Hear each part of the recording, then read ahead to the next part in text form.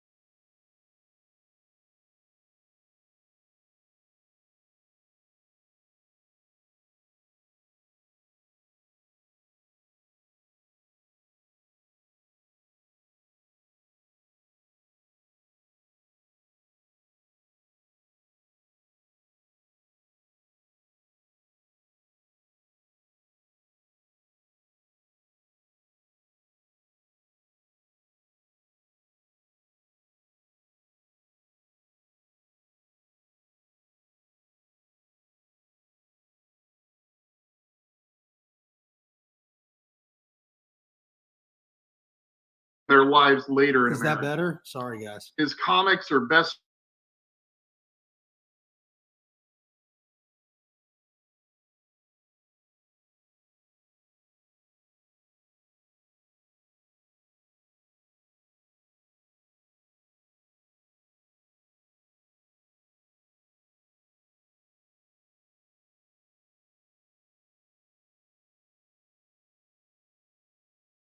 ignored.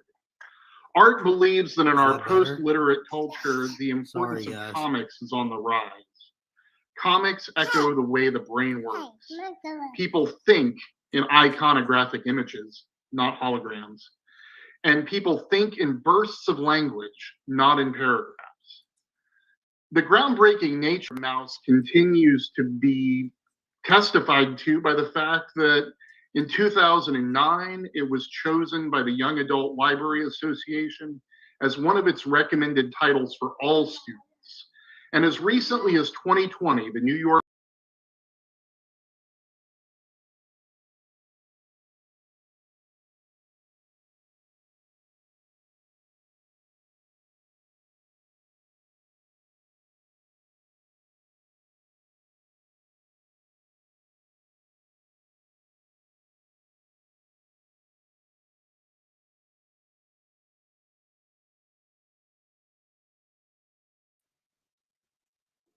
Hey friends. Hey Jackie.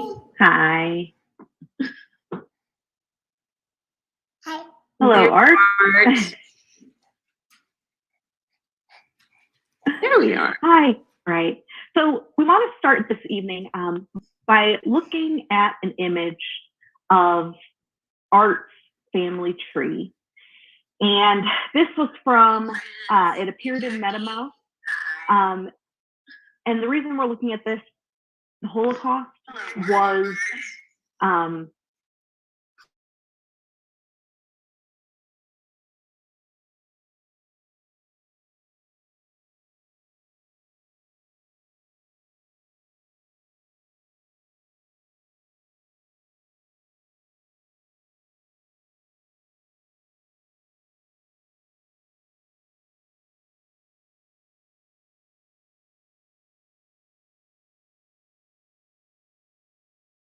just one branch of the Spiegelman family tree, but it very well could be any European Jewish family of the time.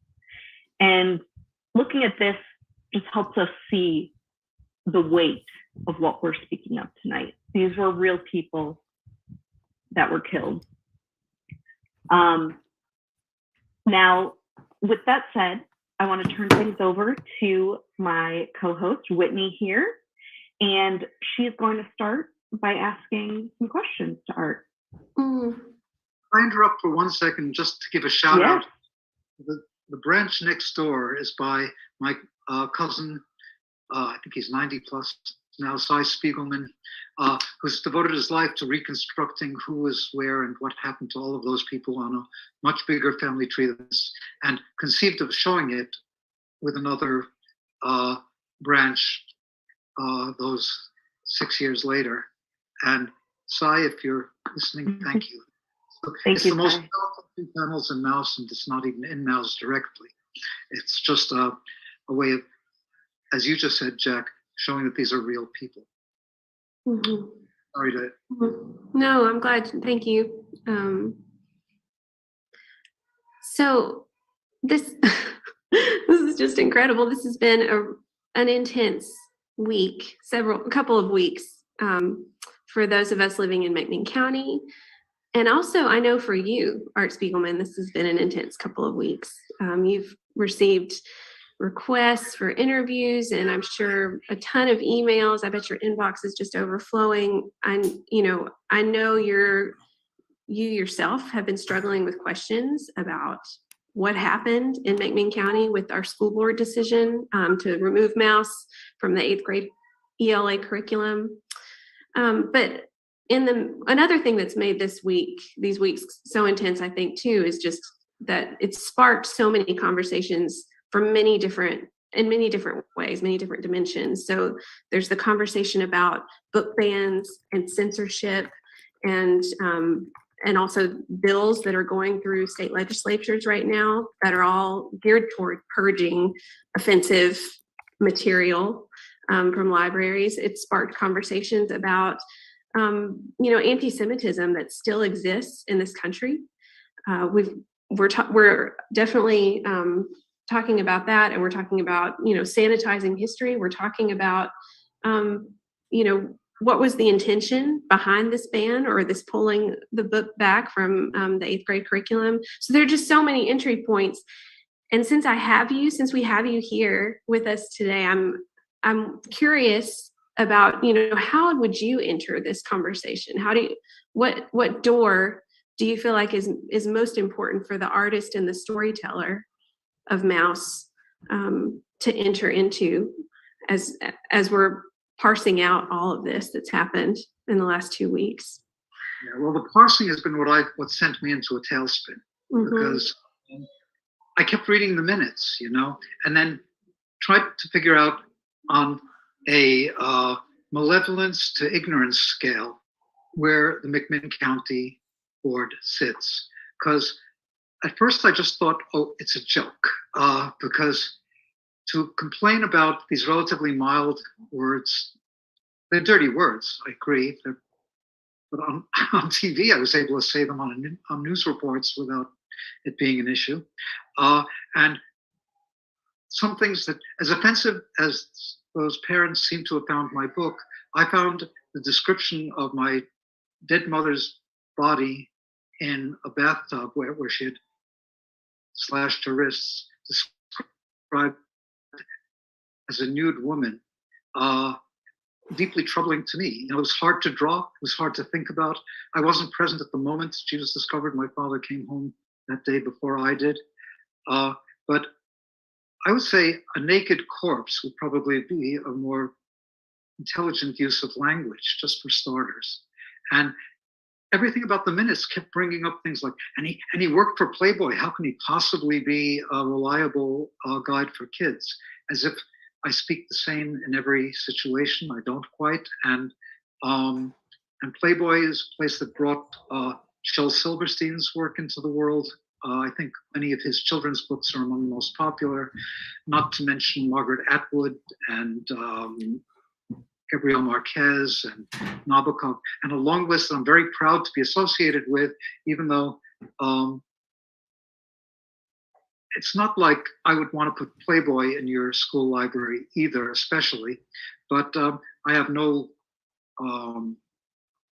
shame about working for Playboy and being able to work through all of those years. MAUS took 13 years to make for me. Many, many layers of trying to even discover what a long comic book that needs a bookmark and asks to be reread, which is the phrase I had in my head, it was trying to discover how to even make such a thing, because the word graphic story, graphic novel had sort of been around, but there were no real good demos of it. There were precursors, many, even from before comics were invented. But my goal was to make a work that wasn't meant to teach anybody anything, which confused me further, because it put, yeah, you know, board, you should put me on the board, I'm with you. We shouldn't be teaching this to young kids. And I think that the issue is I wasn't ever thinking about it as a learning tool. I never was trying to write Auschwitz for beginners. I'm sure it's out now, but I don't think it was out when I was starting this in 1973 or something. And what I was trying to do really was to learn something myself, which had to do with how, in honor of the occasion, the heck did I ever get to be born, considering that both my parents were supposed to be dead before I was conceived. And in the process of that, I really had to learn a lot. I had to do a lot of research, a lot of digging, a lot of questioning of my father over and over again. It actually gave us a better relationship than we'd ever had before, because we were always at each other's throats, as is clear in the book. And I wasn't really trying to do anything other than tell a story that felt compelling enough to devote whatever it took to make it work, in order to both understand and, maybe the right word is, share. So I wasn't thinking about who I was going to be sharing with, you know. I was thinking of it more as, if I keep it honest and keep it clear, it will do its job. And that meant finding ways to make that clarity without making it more clear than it can be. In other words, I don't want to dumb it down. And it seems to me that part of the problem for the school board, I'm assuming that this, on the malevolence ignorance scale, they're closer to ignorance, I would hope, because that can be corrected. It would be impossible for me to have done this book as only a historical text and extracting myself from it. Because first of all, it's how I think. I just want to be sure you understand who's telling you what and how it's happening. But beyond that, it's what makes the story compelling for people, obviously, now, looking back. In other words, when the book first came out, and I found out I was getting a young adult fiction award, I was furious, because I spent 13 years to finally make a long book that needed a bookmark and wanted to be reread for adults, and now I'm being told it was fine for young adults. And it was only over a period of years that I realized, A, one can't protect kids. They know everything already. And B, that if you speak to them honestly, they know it. They can tell the difference. If I was trying to make a tool to teach the Holocaust, I started feeling medicinal. When I first found out that it was being used in curricula and in school use, it's very early on. It's right after the first volume came out that began happening. I would have been kind of unhappy, because I figured a lot of the stuff I had on my curriculum I was bored to tears by. I think everybody in at least New York State had to read Ethan Frome, and I'm sure they got a bunch of remaindered copies at the state level and just gave it to every junior high school kid. Difficult thing to enjoy at that age. And I haven't tried to read it. It took me a long time to read other works of that ilk by that author. So I learned that it was okay for kids to approach this from having met the kids that read it, and still do. I was interested to learn that until last year, till very recently, McMinn County also thought this was possible on an 8th grade reading level. And I'm distressed to find that that's changed in the midst of strong political headwinds that are burning books literally in Nashville, not just more than a few days ago, that are trying to totally readjust our curricula to terrify librarians and book readers and teachers. It's a heroic job. I never wanted to be a teacher, but I did want to be a librarian. And this is just the beginning. I mean, this bookshelf to I think place. This would be a good spot to hop in and ask our next question. So, Art, as you know, you're a comic book historian yourself. Comic books have always been seen as suspect, from comic strips in the newspaper because they were published on Sundays, to the comic book burnings in the late 40s and early 50s that were a reaction from various parental groups and other groups that felt that certain comic books were not in the best interest of children. These events eventually led to the Senate Judiciary Subcommittee on Juvenile Delinquency, those hearings, and the Comics Code Authority. Do you think what happened in Min County is a similar displacement of adult fears and anxieties projected on things that are accessible and that resonate with young people? Or do you think it's an attempt at social control or a sanitization of history or under the guise of protecting children, or is it something else entirely? Under the guise of protecting children, and it was actually in its own weird way well-intended, because as I've said when thinking about these things, there were literal comic book burnings with churches, schools, and parents getting the kids comics and throwing them into the bonfire. It's why you now get headlines about comics selling for $1 zillion each to be put in a plastic slab. But to me, it seems like the right formulation might be, it was a witch hunt, but they were witches. The comics were not all this way, but there was a spectrum of them. The ones I loved the best, actually, that were genuinely violent, sexist, lewd, filled with stereotypes of both the good and the bad characters. And it was all part of the birth pangs of a medium that has now come to fruition, but it was in its early days with a lot of youthful energy. Most of these comics makers, like probably your father when he started, they're very young people. And it was just saying, okay, it's a gig, and that's good in the Depression. It's hard to get a gig. But nevertheless, it was also a place to really let the id out. And that's where it made me respond so strongly to the idiom and millions of other kids. It's important to point out, maybe, that this was the first medium aimed directly at kids that they could get at by themselves. 10 cents would get you there. And that's where the panic started coming in. It soon got replaced by rock and roll as the thing that was going to bring our civilization down, and allowing a picture of Elvis Presley on the TV screens of early years, showing him writhing sexually. But these energies are hard to control, but they also are energies because they have so much rich possibility. Rock and roll, as you can see, really did turn into an international language and culture, and so did comics, despite the attempts to suppress and censor them.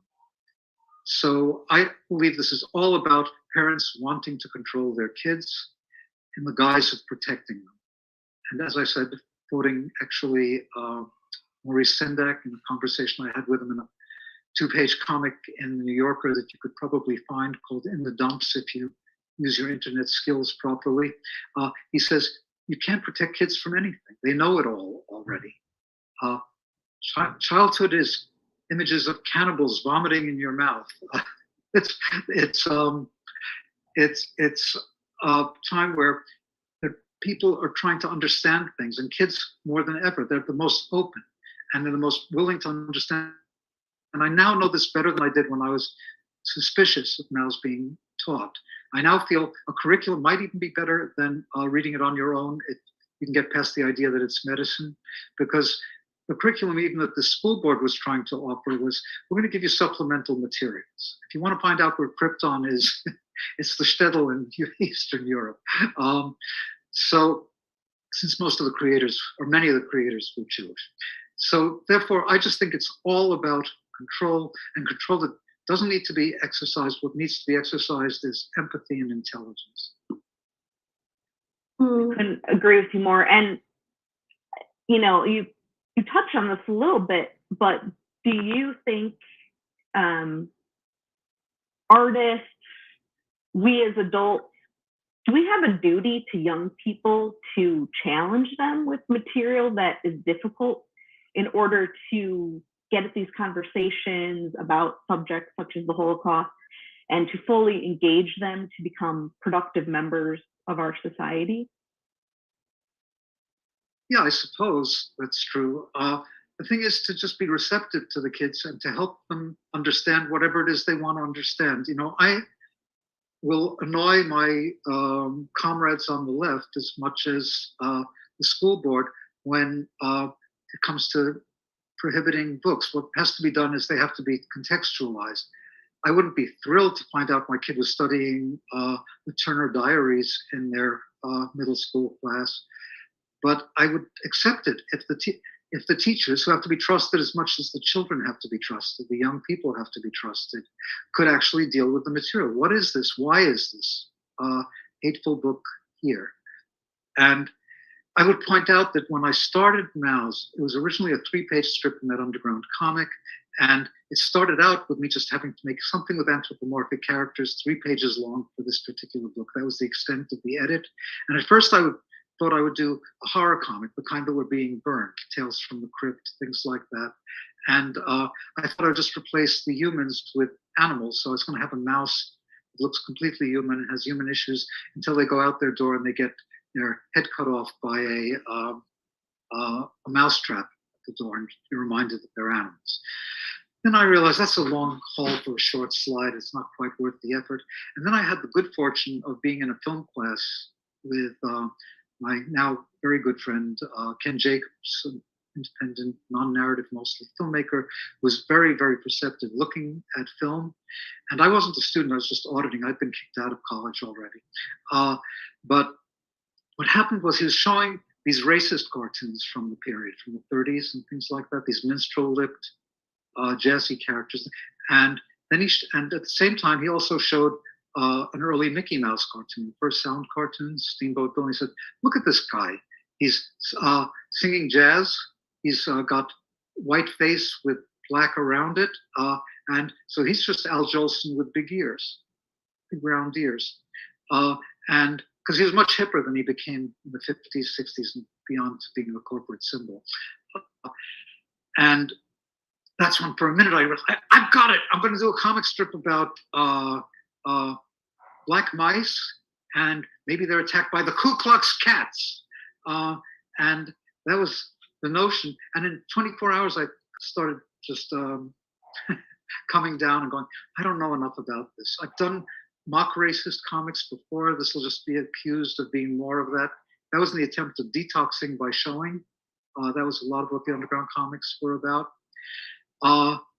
And then I realized there's a metaphor far closer to home. It's in Kafka, the singer of the Mouse Folk, about something that's best read as a song about a woman singing her sad, woman mouse, singing her sad plaintive song to the fellow mice about what happens to them. And also by the Nazi propaganda I was becoming aware of as I read about this, to know that in the film The Eternal Jew, they cut literally from Jews trapped in a ghetto, saying Jews filthy, swarming in a ghetto, just like rats. And then they show the rats swarming as the next cut. So this metaphor was made with my collaborator, Adolf Hitler, who gave me the way in to understanding how to use this and use it in a way that I think has been very helpful. It wouldn't have been the same without it. It couldn't have been the same without me making the present known. Sorry to speak so long without a question, but one last thing I want to point out, maybe now rather than ever else time, because it's so basic, which is the Faulkner quote, the past is never dead, it's not even past. So to say, I like the part that happened in the past. I love the Holocaust, said one of the school board members of the Nets. And that part of the book was good, but the ending was so stupid. And what do we need all this stuff about my father's doings before the war, how I get along with my dad would, by implication? And it's because it's a continuum. It's the past is present. And it's made very visible in comics. It's one of the pleasures of the medium that you have a past, a present, and a future on every page of a comic. If you look to your left from the panel you were looking at, you're back in the past. If you look to the right, you're visually in the future. And I've used MAUS in a way to make that a thorough melange, because my household was a suburb of Auschwitz. So, and that's a really good It is. a segue. So Whitney is going to show you some of those images from MAUS.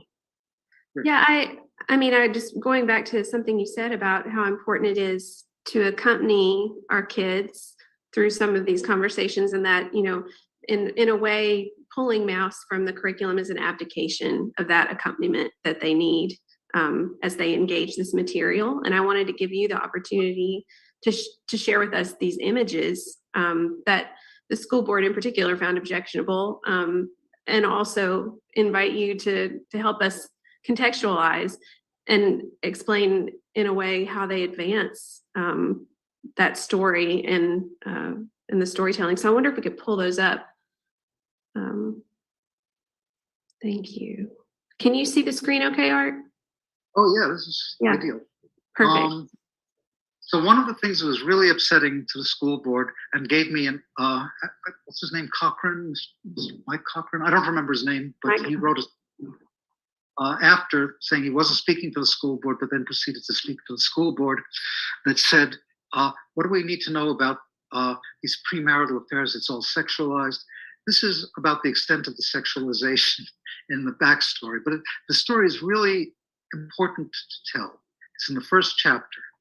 Not because I'm telling tales on my father, who evidently, although he was a little coy about how he said it, was having a premarital affair before he met Anja, my mother. And it's in that place where he starts telling me, then he goes back to fill in some more details, and then he goes on to say, but this, I don't really want to tell. I can tell you other stories, but this maybe it's not so proper, something like that. In fact, can you give me the page where, the page number 4, the one right above it? Yeah, that's where he says, this is what I told you about Lusha, and so I don't want you should write this in your book. What? Why not? It has nothing to do with Hitler, with the Holocaust. But Pop, it's great material, I say, objectifying him. It makes everything more real, more human. I want to tell your story, the way it really happened, but this isn't so proper, so respectful. I can tell you other stories, but such private things I don't want you should mention. Okay, I promise. Now, why is that there? Is that just me being a shit? No, what it is me making a contract. My contract is not with my father. My contract is with the reader, making a story that's lucid. And that means my trust has to be earned. I have to show you and I was trying to keep it as clear as I could, but no clearer. As a friend of mine, Lawrence Weschler, put it when writing about MAUS, it's what made us friends. He said, MAUS achieves a kind of crystalline ambiguity, to push it as far as you can go without pushing it into being, and so never again, children, that kind of thing. What is true here is, I don't think there's anything about this that makes it anything other than a more clear gateway into the past, present movements of how Auschwitz lived in my household and continues to live in my head, who never experienced it as a second generation person. And doing this was a way of me finding out I was breaking not only the taboo of doing serious stuff in comics or using a curse word or something, but the taboo of not honoring my father and mother. And that's where the school board was totally focused. All the dirty words are really, which are words like goddamn for the most part. All those words are in my fraught relationship with Vladek, who I just never had a clear connection with. It was not a generation gap, but a generation chasm from a shtetl in Poland before World War II and Auschwitz to me growing up with mad comics and television. And it was a difficult and painful home life for him and for me. And that had to be expressed. And I wasn't trying to make myself any better than I am. I act like a real jerk toward my father. And that was part of what's being told. And I think that's where we get back to the McMinn County thing yet again, because what they're upset about really is that it's my relationship with my father and that I'm not being respectful because, one of those commandments is one must honor thy father and thy moms of liberty. Moms for liberty, sorry, didn't mean to misstate it. And therefore, I think that's where they focused. It's like they're going to learn something bad. No, they're going to learn things that are about lives that probably relate to their own because one identifies with people in here because they feel real. That's right. They're going to learn about this that's going to humanize their experience. Were there makes everything more real, more human. Mm-hmm. Yes, and I think that there are several strategies that were not meant to be didactic. Like at first I just agreed with the school board, teach it in college or when you're retired, but don't teach it to children or don't let anybody see how bad things can be. That school board member also suggested that what we need is a book that shows the patriotism we can proudly feel for having liberated the Jews from the camps. It's a much more complex story than that, and if they're willing to tell the complex story, I'd be glad to help make it, because, wow, our resistance to getting into the war and helping the Jews in the camps was great at the top level of government, even one of our best presidents, FDR.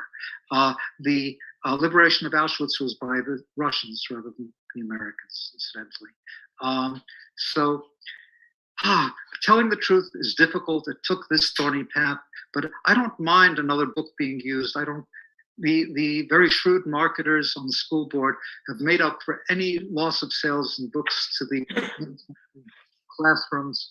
And I was doing fine without that publicity. It's over a period of decades. It's been very well received and it stays in print. And I'm grateful for it just as it was. I would much rather not have had all this have to happen. But now that it's happened, feel free to use any book. I don't recommend The Boy in the Striped Pajamas as a movie or a book. The guy didn't do any research whatsoever. But there are other books. When I did the book, it was an anomaly. Now it's a genre. That's just the past 40 years. Can we look at the... Did you want to look at another image? Well, yeah, because Okay. it directly to this one. I think what I want is the one right above. Good. This is one of the other places where I was really called to taken to task. So it's the one of the one past that, the one number 6 instead of number 5. We'll go back to that. Here, it's the other thing that really upset the board and got them to really kind of, in a, to me, very painful way, call me to task for calling my mother a bitch, or a B blank, blank, blank, blank, as even the teachers were suggesting as a compromise. Can we teach it if we get rid of the dirty words? Well, they were just going to leave it as a B. So I thought if it was just going to be left as a B, we could replace it with bagel or blintz, because that way we'd learn some wholesome Jewish culture, and in the back we could have recipes. I did that very knowingly, and it was meant to be shocking because I was shocked. I was being held accountable by my parents, my family and friends, very small family, but my parents' family and friends, as having been responsible for this. And I'm trying to, as I'm sitting there, and this was done only after 4 years after the event, and I'd mainly suppressed it. I knew my mother committed suicide, but hadn't allowed myself to think about it afterwards. And as it came back in a hammer blow, I just wrote it all down and said, I'm going to stop whatever else I'm working on and make this strip happen. And that's when I was able to, these are basically the thoughts I had. Menopausal depression in that top center panel. Hitler did it. Mommy, with me as a little kid being read to by my mother, wearing my little concentration camp pajamas, and bitch as she cuts her wrists open. That anger was there, and it's why I had to shut everything down. Because when she came asking for love from me, and I was still resentful about something that was happening in our household, it just left me imprisoned in that moment for years. So I wouldn't describe that panel above the words menopausal depression as a new woman, and to see it that way is kind of nuts. This is about as vulnerable as a person can be. So maybe naked would be a word that you have to call it into account at all. But for me, it's part of me making something that puts me in an I-thou relationship with the reader. I'm being as open about my thoughts as possible. They're not sanitized, they're not simplified. And I'm proud of that. Can we look at the one we passed over, because that has a point that's worth making as well? This was another thing where one of the board members blurted out how horrible it was to see hanged mice and children being killed. And he wasn't supposed to go there, because the whole idea was to keep this rhetoric in terms of something not age appropriate. As of a 1982 decision on what things can be banned, it has to do with redeeming social value, and it also has to do with not banning it because of its content. Important point. This is still the law of the land, believe it or not. And therefore, it was supposed to focus on the lascivious picture of my mother in a bathtub and the words goddamn and bitch. So here I would point out another way in which the book has been very carefully engineered to do now what I see as, oh yeah, maybe I was being didactic. I just had no idea that that was the process. This picture of hanged mice, there's a dominant picture, so you'll see it and remember it, is not drawn the way those comic books would have drawn a lynching, which I'm sure is in many of the horror and crime comics in the 40s and 50s that Jack was talking about. This is a pretty generic image, because comics tend to be diagrammatic. And that led me to using these mouse masks, because a mouse mask, I don't have to know what every Pole looked like, what all of my father's friends and family looked like, what a passing Nazi looked like. They all have the same head, basically. And in this page, where my stepfather, no, my father's, my father-in-law, my grandfather-in-law, I guess is the right phrase, is coming back shaken because he's just seen this. And these are people who had been working in the black market and had been hanged as an example to others. So in the second row, you just see that head, that triangular head that's almost everybody's head. And it's sort of traversing the two bodies below it. He's both, at least two of those mice, just by, if you look down past the panel border, you'll see the two suspended bodies, and above it, this stricken face of my mother's father. But below that, there's a footnote on the page that tells you who these people were. Cohen had a dry goods store. He was known all over Sosnovia. So often he gave me cloth with no coupons, said my mother's father. And then the other people are also noted as people. And that blank face allows them to become more like people rather than less, because of what I said before, of wanting to do something about blacks. It's still built into the DNA of this book. This is about oppression and turning people into less than people. And everything about the book is about making everybody three-dimensional with my two-dimensional pictures. Thank you for taking the time to share some of that with us. Jackie, did you want to follow up? I know we've got student questions too. Yeah, I just want to ask quickly, what do you have to say to the teachers that do want to teach MAUS, the individual teachers across our country? My condolences, because I'm afraid what we're heading to is something to make your job insufferably worse than has been. There are laws all over America right now in many states to have surveillance cameras in the classrooms, to so we can monitor what teachers teach, to inspect every book that's taught, every sentence that's given, so that one gets equal time. In Texas, absurdly, in one conversation, it was, well, if you teach the Holocaust, you have to teach both sides. This is like there were good people on both sides or something.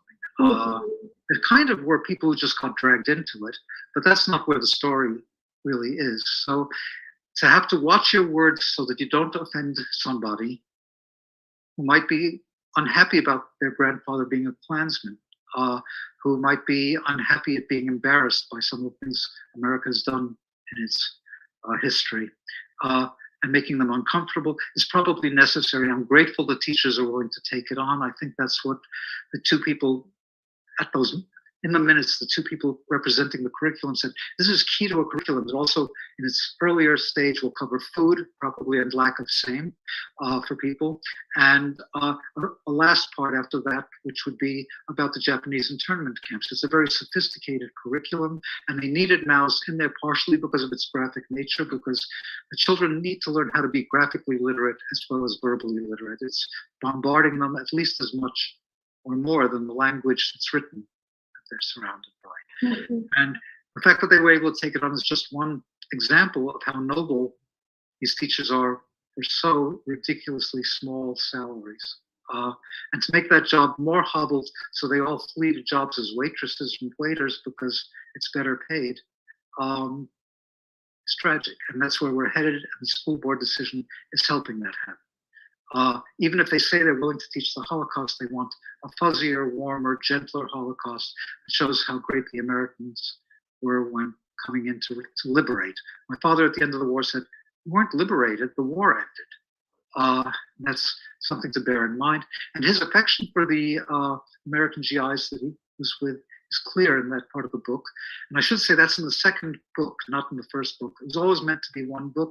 It got separated before birth after an article appeared in the Times saying how important this work in progress, a comic in a small publication was. And all of a sudden, since it was already contracted to a publisher, we got it on a second submission after rejecting it the first time.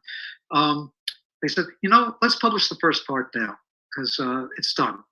And then that's how it became a school book. I'm not sure I would teach the second part to kids 8 to 12 myself. It was hard for me to begin the second part of the book because it was one thing to see life in absolute extremis, but the idea of life in a death camp was an oxymoron I couldn't wrap my brain around. So depends on how long you have in the semester to teach the work. I think preparing young people, the first book enables them to enter armed into the second book, but it's not in any case ever more lurid than it needs to be. Could I show that one last picture that I saw on the one where that one. No, that one, yes. This is one of the problems is showing what happened to kids, right?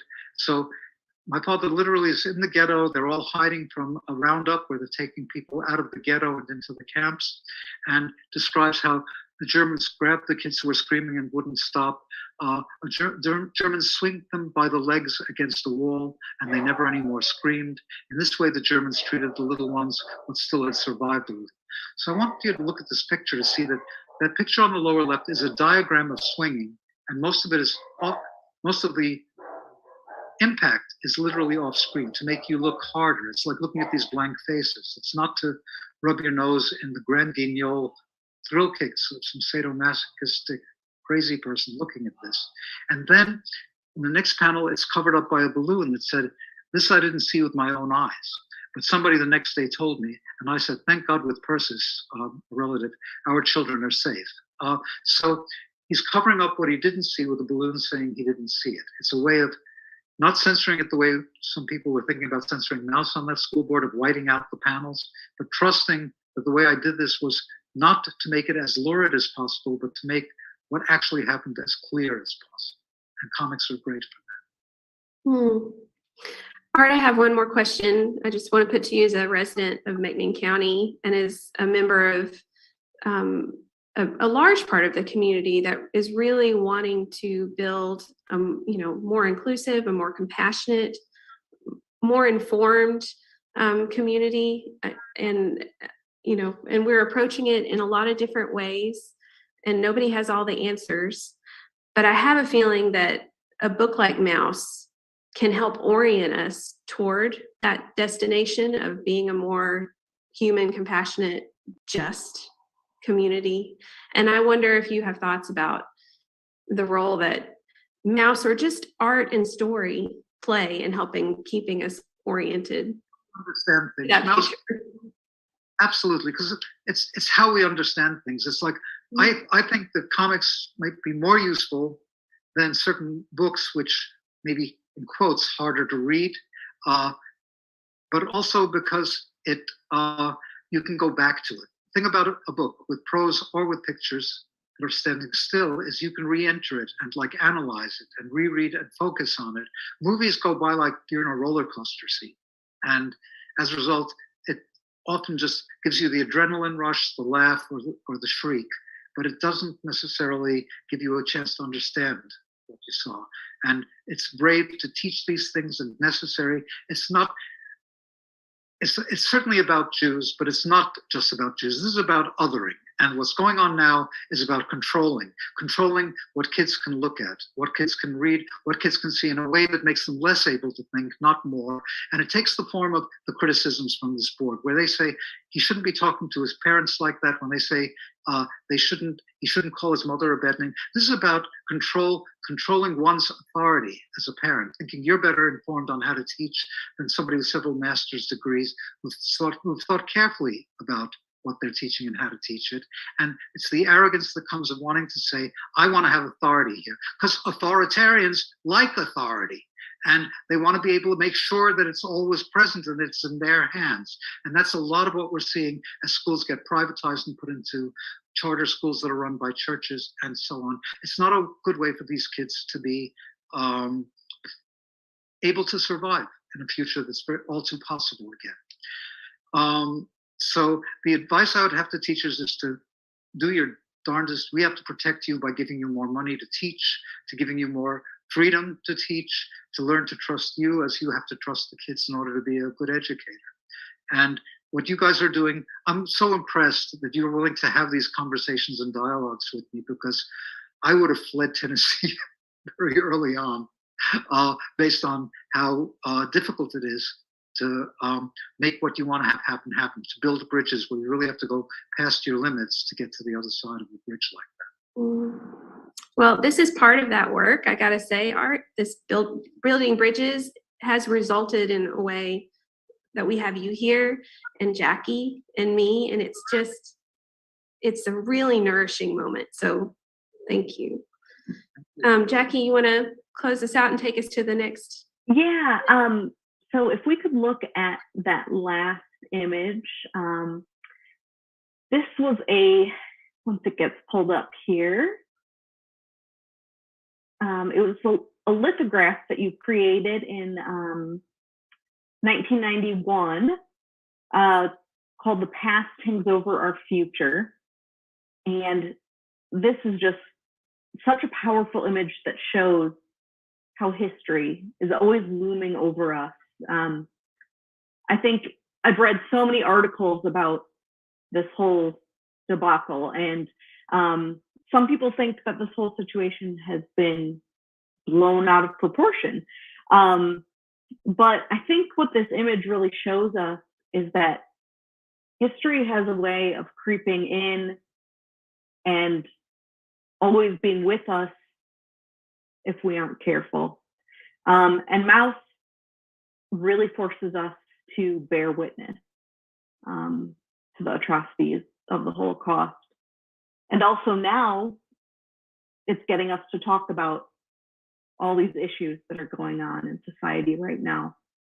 But we just wanted to end with that because it's such a powerful image. And we really just want to thank you so much, Art, for speaking with us. Whitney and I just have enjoyed meeting you so much. And now we would like to go to questions we have some student questions and other community questions. And Reverend Claire Brown will be taking us through those questions. So thank you so much, Art. Well, thank you too as well. It's been inspiring. It's made me a better person. Thanks. Me too. Thank you. Me too. Thank you so much. See you.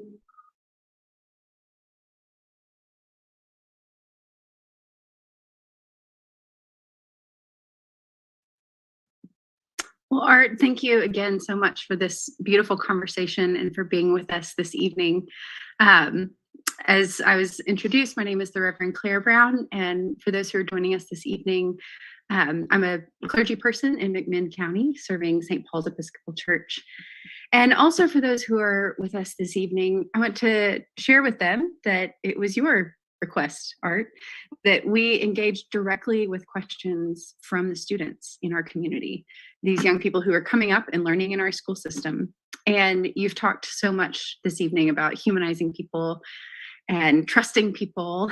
And I want to say how much I appreciate that you're humanizing the young people in this community who are at the heart of this conversation about literature and ethics and education by empowering their learning. So thank you.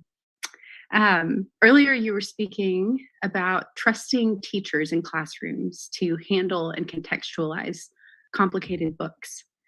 And one student, Hannah, asked, when books are being banned, how can we trust that what we are being taught in schools is the truth? Oh, my dear, you can't. That's why you have to learn how to read, how to think, and how to contextualize on your own. I think schools, even when they're teaching you something poisonous, like that story that came out a few days ago about a girl in a Bible class that was supposed to be a secular study of the literature and the history of the Bible, ends up with a teacher saying, if you ever want to torture a Jew, you have to like make him say the word Jehovah out loud. So you can't trust that teacher, but you can trust the process that takes place with some bum teachers, some amazingly brave teachers, because the end goal is to allow you to discover it yourself. And as we've seen, banned books are the books to seek out first. As I said in a bookmark for Banned Book Week a few years ago for libraries, keep your nose in a book and keep other people's noses out of which books you choose to stick your nose into. So there's no easy fix. You're not going to find a series of perfect gurus and teachers. You're going to find people that you have to like judge for yourself. And that's where it really comes in. For yourself, not allow others to make those decisions for you, to control what you think and see, and to recontextualize it out of any relationship to reality. And it has to do with reading more, not reading less.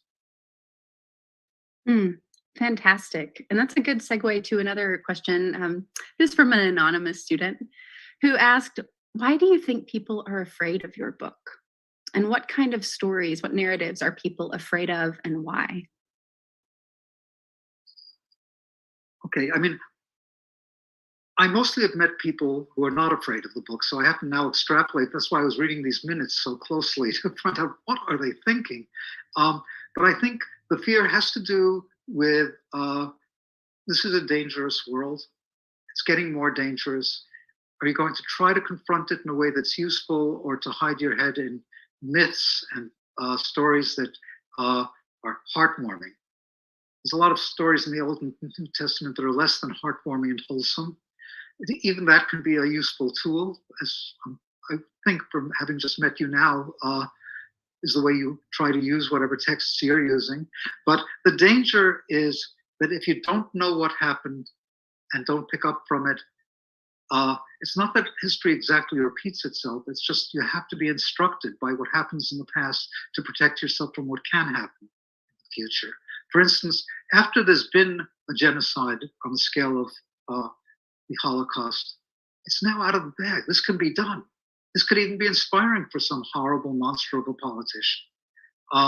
And to have that, I don't think it's the dirty words that are really scaring them, you know, because when I read that, it was more like, pretend you see your loved one on the other side of a cliff or a bridge that you can't get to, and some horrible maniac psycho killer is there tightening their hands around the neck. And your response is, did you see those fingernails? They're dirty. It's just sort of somehow missing what you have to try to pick up and get what's actually nourishing. And it almost always means take what you can use and let the rest just spit it out. Fantastic. Good food for thought for these young folks. Another question from Hannah that I think fits into the idea that you're expressing here, that to understand that the Holocaust happened means that it is possible. She was curious, how do you see the effect of anti-Semitism in your life and work today? Good for business. I'm kidding. I think you know that. But I think that it affects me because it's been with me all my life. You know, I've been aware of it. You know, I couldn't not be aware of it. My father always tells me to keep my bags packed when I'm a kid. You know, like you might have to leave. This is not permanent. Everything you have is borrowed, and it's true for all of us all the time, because we end up checking out. Other people are here. We leave whatever we leave behind. So I can't quite give you a summation, but I can tell you that it's what informed that book. It's what's haunted me before and since that book. And on the other hand, I've also been very lucky. I found helped create a wonderful small family around myself, and friends who were like family with me. And most of them share my trepidations. All of them share my trepidations. I haven't been to one Thanksgiving dinner where I had to deal with crazy Uncle George or something. You know, like, it's a group of people who I can feel supported by, and makes it a lot easier to be climbing around the labyrinths and monsters inside my own head. Yeah, it's about people and relationships, not an abstraction of that concept. Yeah. So your relationship with your father is really the center of this story. One student was wondering if there was anything else about what your father was like that you could share that maybe we didn't see in the book, or something that you've come to understand about him as time has passed. Well, I've got to say that now that my father is dead, I have a much better relationship with him. It was really thorny. And I can't remember, except in looking at childhood photos, baby photos, where I'm looking up adoringly at him, sitting on his shoulders at the beach as we're walking into the water. And very little once I was reaching the age that many of these students are now being prohibited in county. There was always trying to find a way to do it and not having that much luck at it. It just was, we both wanted to reconcile. I mean, he was as pained by this as I was, but it was very hard to find those moments. I remember one time he decided we were going to play ball together. So he took a baseball and went out into the street. He didn't know what baseball was. And I always just tried to avoid it because I was terrible at baseball, which is why I hid out in libraries all the time and considered being a librarian eventually, because that was a safety zone. I just had to get away before they were choosing up sides for baseball. And then we were doing it in the street, and some Catholic kids across the street was half Irish Catholic and half Jewish, pretty much. And they were just having a laugh riot watching us even try to throw a ball back and forth. But at least I felt in solidarity, our humiliation was shared. And that was actually somehow a cozy moment, if that makes any sense at all. Yeah. Clinton wanted to know, how many languages did your father speak? And how did knowing them help him? Oh boy. Well, let's see. He grew up speaking Yiddish. He very quickly learned Polish because it was a small community within a town. Then he had to learn German way before World War II, but he was born in 1907, I think. But he learned German because his part of Poland was right next to the border with Germany. And so in certain parts of history, his town was called Germany, and other places it was called Poland, and other times probably Russia. It was just, as King Ubu once said, if it wasn't for Poland, there wouldn't be any Poles. So it kept coming in and out of focus. He had to learn all those languages around him. He wanted to learn English uncannily enough because he wanted to leave Poland and come to America. It was his dream. It was still that the streets of America are paved with gold, I suppose. But as a result, he really knew it. And as is told in the second part of MAUS, it saved his life. In the second book, there's a Polish capo looking for somebody to teach him English because the war wasn't going that well. And if the Americans should come to the camp, he wanted to be able to speak to them, would make his situation better. So my father was kept from the worst of things near the beginning by having privileges that came with being a tutor for this Polish prisoner. And then when he got to Sweden, he was speaking Swedish. He's just like, once you start, I hear that after you've got 3, it's easy to get the next 12. I'm only stuck with 1.5. Speak a little French, but the only words of Swedish I know, and that's somehow, in retrospect, a happy moment. They tried to terrify me when we were on the beach. Same photo, my father with me. I would go running into the water, but I didn't know how to swim. They just couldn't stop me from it's either suicidal or megalomaniacal impulse that I would just float to the top no matter what. But the phrase that they used was something like "Stora fisken ita day," and that became a family phrase after that. It meant something like "a big fish is going to eat you." So one way to teach was just to terrify somebody, I suppose. And then my father, when he was in America, of course, kept all those languages more or less intact. Around the house, it was Polish, so I learned a tiny bit of secondary Polish because when they didn't want me to know that we were going to go over to visit a friend of theirs whose house was really boring for me, they would tell each other, talk about it in Polish, and I had to learn enough to like find a reason to not go with them, for example. But I think it helped my father because, if nothing else, it forced him into another thought pattern than the one he was born with. It would have been a disaster to only know Yiddish, although he could speak to other people in those situations. The kind of code language for Jews.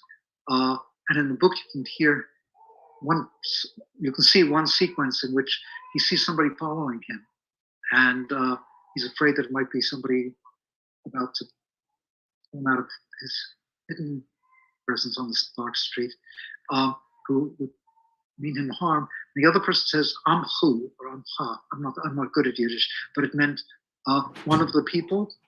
And saying it in Yiddish was enough for him to relax and be able to exchange information with that person on the streets of Poland.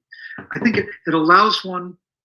I wish I was better at it and had done more like scrupulous learning of other languages, because it gives you literally another way to think. Being with Francoise and my kids, I was growing up as at a table where we both wanted them to be bilingual, my kids. And so table talk would always be in French. And I can follow for a while, and then I'd get exhausted after 15 minutes and couldn't. So then I would just go, "Quoi," which means what? "Quoi, quoi." So my kids did not know I was a mouse. They thought I was a duck. Just quack, quack, quack, and trying to catch up with my smart little babies. Oh, I love that. Just like you encouraged our students to keep reading and read for yourself, learning new ways to speak and listen, even at its heart. One last question for you from our students. Atasia asked, how would you describe the emotional impact in your life of sharing this story? And maybe we should even clarify that as before the last week and a half and since. Well, okay, so I'll take the second part second, but I would say the book changed my life. For one thing, it became very successful. I thought that Francoise and I would publish it out of this loft that you're seeing the corner of, because she had made us get a printing press there. She had learned to print because she liked books, so she wants to be able to, I thought, become an editor or publisher, but at first it was, how can I make books, publish things myself? And in that situation, I was working as an underground comic. I was working making things that probably won't and shouldn't be taught in school, working for a bubblegum company to make ends meet. And MAUS was something we assumed we'd have to publish ourselves because it had been rejected from every publisher it had been sent to. As I said, like a publisher came around on a second submission of the art director who knew me and brought it herself to some other editors up there who were more sympathetic. But once it was out, it was like, for good and for ill, I was just in a different situation. For ill because ever since I've been trying to outrun that 500-pound mouse, I've been drawn it that way, chasing me. A strip I did called Mein Kampf for the New York Times on memoir, because nothing I do will be like that. Mostly I've worked on and continue to work on relatively short pieces, 1 page, 8 pages, but not 300. It was a formal experiment to see if I could make such a thing. And one of the other things that concerns me is I have a few comics friends who are obsessed with certain subjects, and they go back to them over and over and over again. Great artist named Charles Burns, who we published in the Comics Avant-Garde magazine we did called Draw, keeps going back to fear of one's own body, where there's a sexually transmitted disease that creates monsters. Necks begin to spout mouths, things like that. And each person has a different response.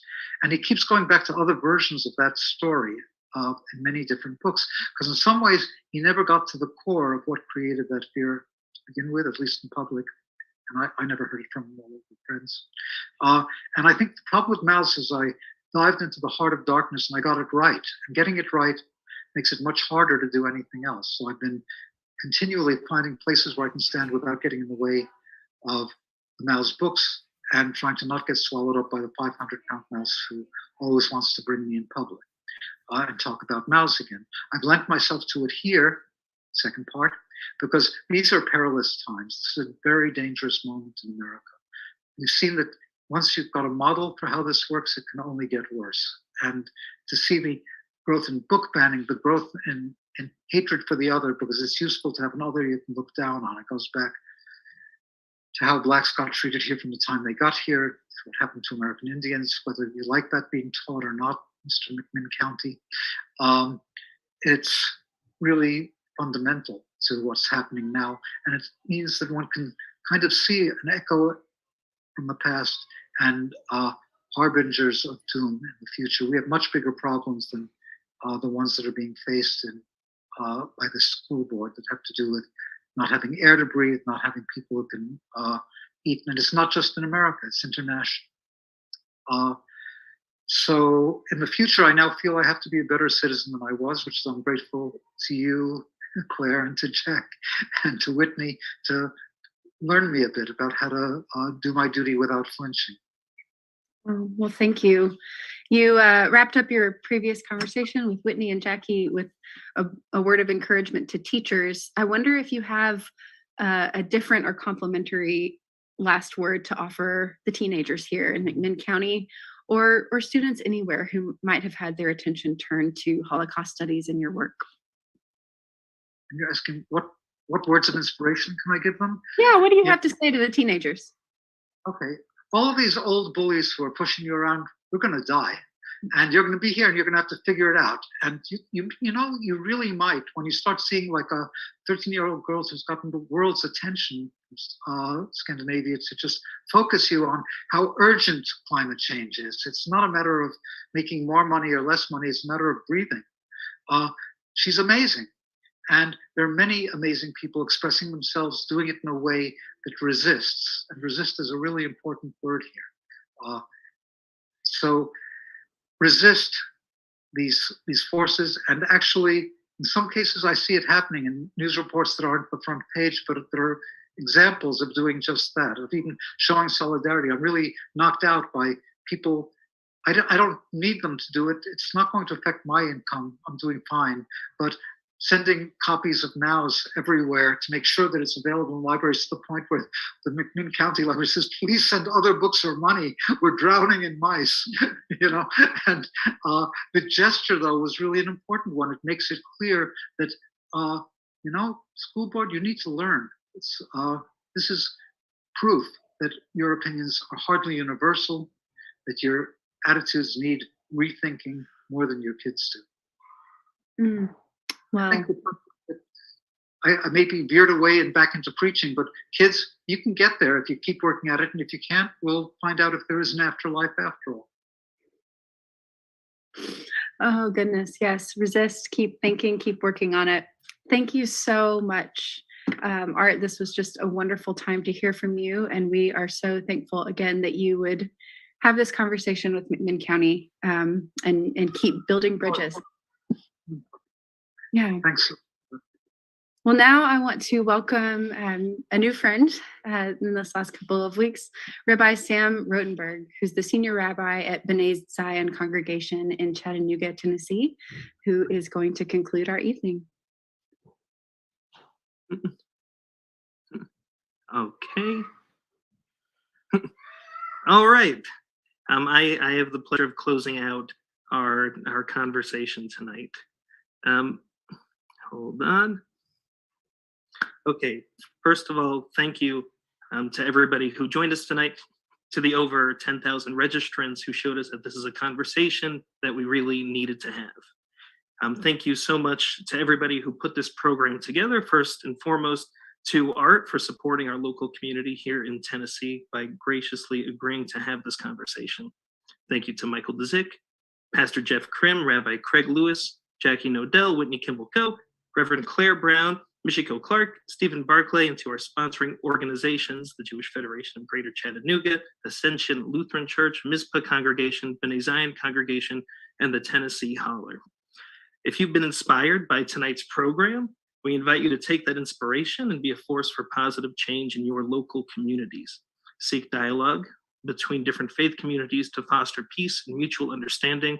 Donate to your local library, reach out to your local public schools to see if they need resources or volunteers. Because as we have learned today, our teachers need support because To quote a substitution that Art suggested earlier, teaching the truth can be a real blitz. You can find a recording of this program by going to the Jewish Federation of Greater Chattanooga's Facebook page or visiting the websites of the sponsoring organizations in the coming days. Thank you so much for joining us this evening.